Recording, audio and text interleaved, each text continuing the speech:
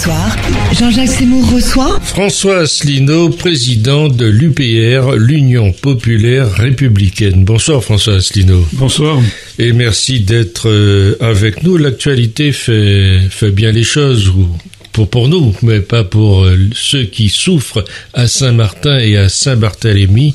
On vous a pas encore beaucoup entendu sur ces ouragans qui ont fracassé les Caraïbes. J'ai lu simplement que vous avez des mots très durs vis-à-vis du gouvernement. Vous parlez de non-assistance à population en danger. Oui, alors effectivement, on ne m'a pas beaucoup entendu parce que malheureusement, je ne suis invité nulle part. Je ne sais pas d'ailleurs ce que pensent les auditeurs du fait qu'un candidat à l'élection présidentielle qui a obtenu près de 1% des suffrages soit totalement blacklisté sur tous les médias français, alors que M. Macron, qui n'a jamais fait finalement que 24 fois plus de voix que moi au premier tour, lui, c'est des centaines et des centaines d'heures partout. Bon, ça c'est un détail. Je vous remercie de me donner encore une fois la parole. La deuxième chose, c'est qu'effectivement, il nous reste les réseaux sociaux et Internet. Et effectivement, j'ai publié un long article pour dénoncer ce qui vient de se passer aux Caraïbes, en particulier dans les îles du Nord, à Saint-Barthélemy et en particulier encore plus à Saint-Martin. On est dans un état d'impréparation inimaginable. Normalement, c'est quand même pas nouveau qu'il y a à l'automne des cyclones et des ouragans dans la mer des Caraïbes, de même qu'il y en a des cyclones en janvier-février à l'île de la Réunion. Ça revient tous les ans.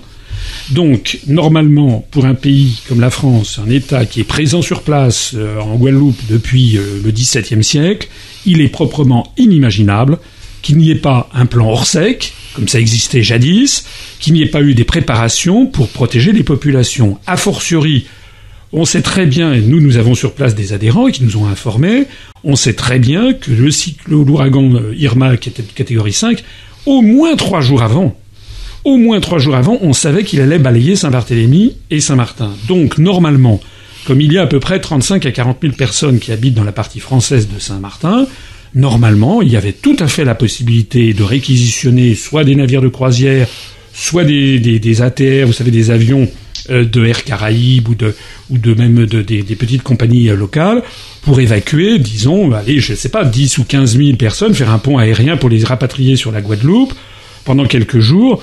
Ça aurait été très facile à organiser en l'espace de 2 ou 3 jours. On pouvait donc proposer à toutes les personnes qui vivaient dans les zones les plus dangereuses, celles qui sont en bord de mer. Rien n'a été fait. On a l'impression que la préfète, qui était une personne en fin de carrière, a été complètement débordée, ne connaissait rien. C'est dément. Ajoutons à ça, et c'était l'objet de l'article que j'ai publié sur notre site upr.fr, où je parle en effet de non-assistance à personne en danger, ce sont les choix budgétaires faits par le gouvernement et par Macron. Vous parlez de gestion, d'erreur de gestion colossale et d'amateurisme. Bien sûr, parce que normalement, il y avait, par exemple, la Marine nationale disposait avant jusqu'au mois de juin d'un navire qu'on appelle un batral, c'est-à-dire un bâtiment de transport léger, qui permet d'accoster sur des plages, c'est une espèce de bâtiment amphibie, pour apporter des aides aux populations et sauver les gens en danger. C'est un bâtiment qui s'appelait le Dumont-d'Urville, qui avait été notamment utilisé dans le Pacifique, où justement il était venu, par exemple, au Samoa occidental, dans les années 90, il avait sauvé des vies au passage d'un ouragan. Ce bâtiment était positionné en Martinique, mais il était en bout de course, il avait été lancé au début des années 80, et bien il a été retiré au mois de juillet, début juillet, il est parti fin juin, pour aller à la casse. Et il n'y a plus rien. Il n'y a plus rien parce que le prochain bâtiment, qui est, paraît-il, en cours de préparation, pour des questions budgétaires, il sera pas là avant l'année prochaine.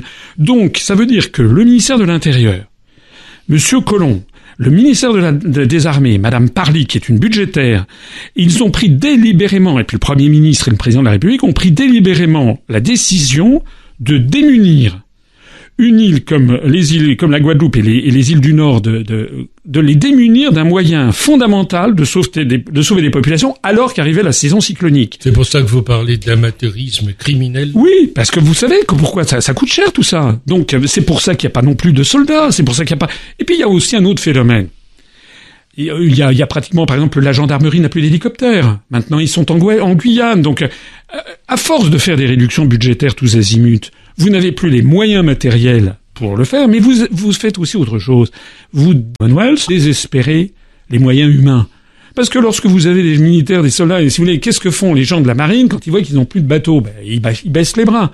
Donc on voit bien qu'il y a eu, et à Saint-Martin, ce qui s'est passé qui est absolument scandaleux, c'est que compte tenu de la situation, il aurait fallu faire, je crois d'ailleurs, que les Néerlandais, dans la partie néerlandaise, eux, l'ont fait.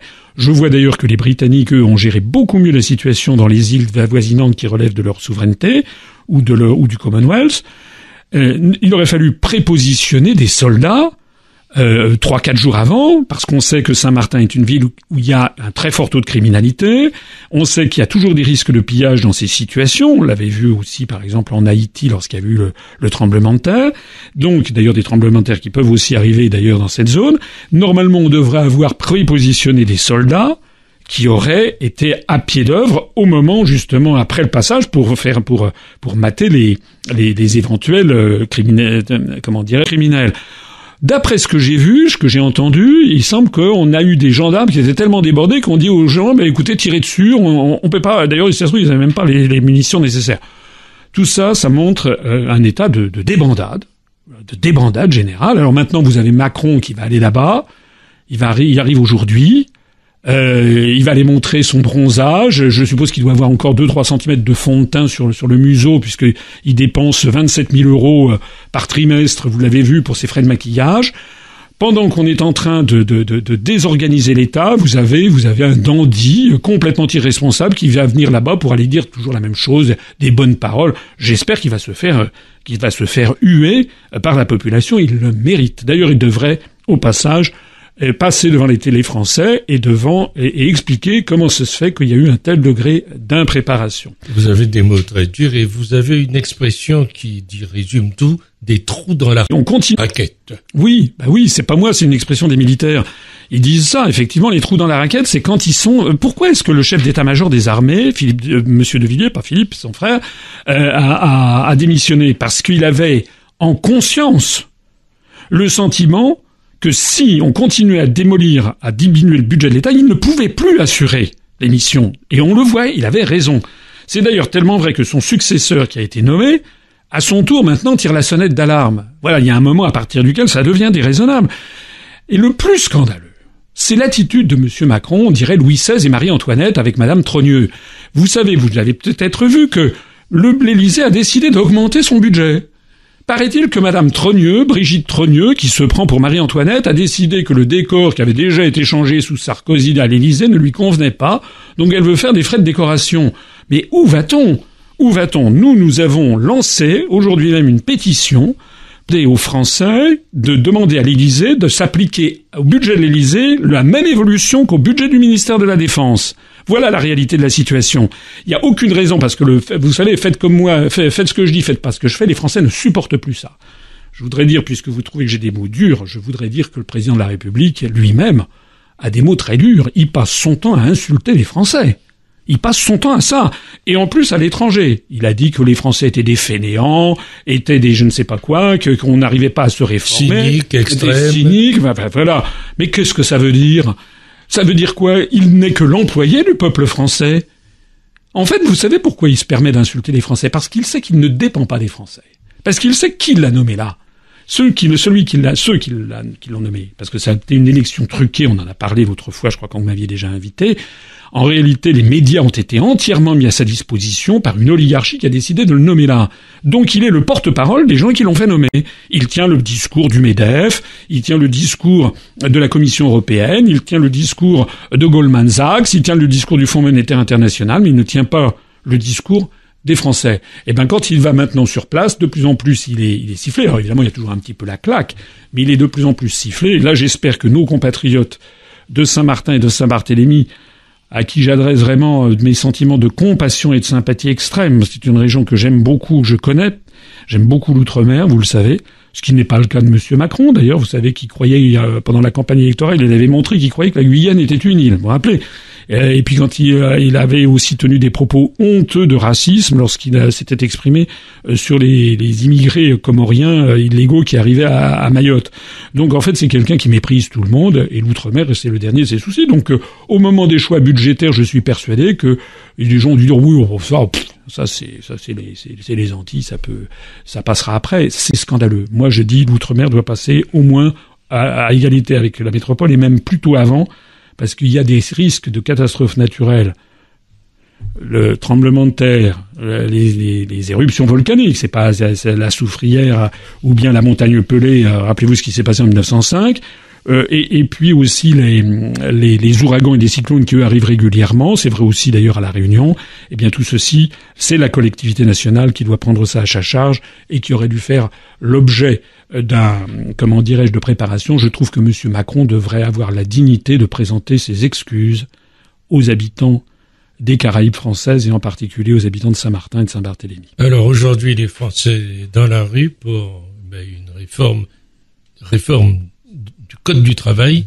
Vous en dites quoi là? Alors, Code du travail, d'abord c'est la technique du saucisson. Pour tout dire, je trouve que la tranche est plus fine que l'on pensait. C'est-à-dire que comme M. Macron voit que ses sondages s'effondrent à toute allure, il paraît que j'ai vu, je ne sais pas si le propos est vrai, que Hollande, qui est un spécialiste en matière d'impopularité, est tellement sidéré par l'effondrement rapide des sondages de Macron qu'il a dit que c'était une évolution guillotinaire. Je ne sais pas si vous voyez ça.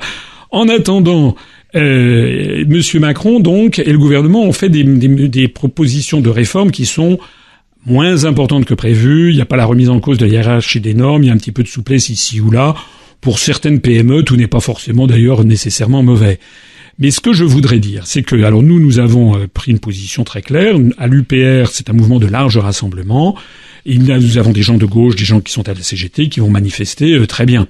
Mais nous avons aussi des gens de droite qui n'iront pas manifester très bien aussi. Ce que nous disons, c'est qu'il suffit de regarder la télévision, en particulier BFM, pour voir que tous les médias actuellement sont mis à contribution pour faire croire que le seul opposant à M. Macron serait M. Mélenchon. Ou accessoirement, on est en train, semble-t-il, c'est sur Europe 1, de remettre en lice, remettre en scène Marion Maréchal Le Pen. Ça veut dire que les grands médias, ils essayent de gérer l'opposition qui leur convient.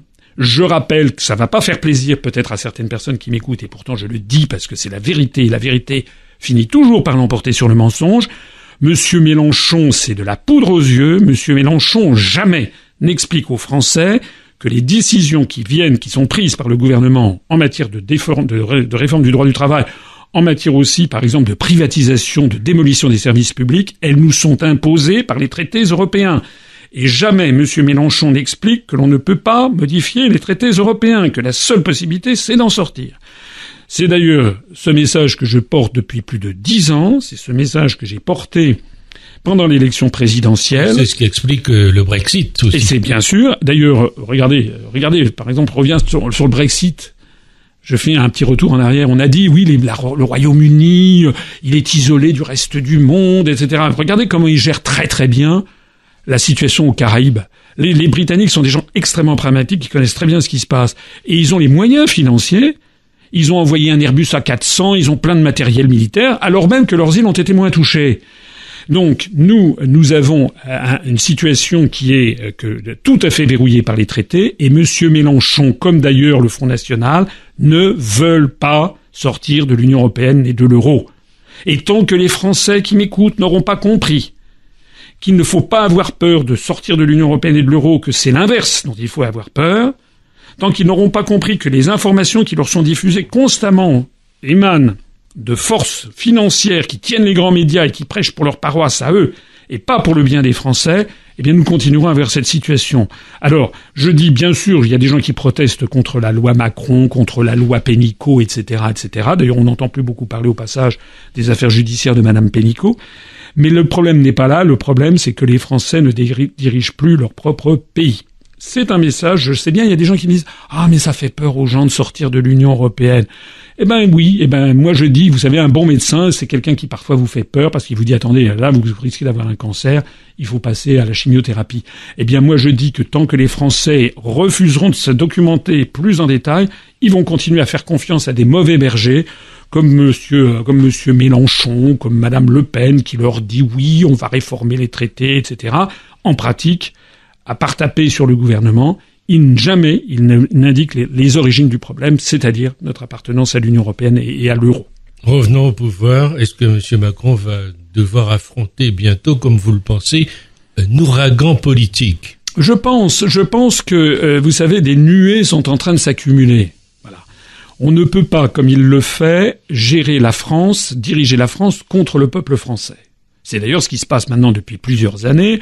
On peut dire, disons, depuis Sarkozy, c'est le 3e président de la République, qui n'est pas le président de la République qui fait la politique que veulent les Français, il fait la politique que veulent les banques, que veulent la Commission européenne, le Fonds monétaire international. C'est ça qui est, et les nécessités de gérer l'euro. Donc, depuis plusieurs années, les tensions, c'est comme un tremblement de terre. Il y a des tensions telluriques qui se créent, puis il y a un moment, on ne sait pas quand, ça va exploser.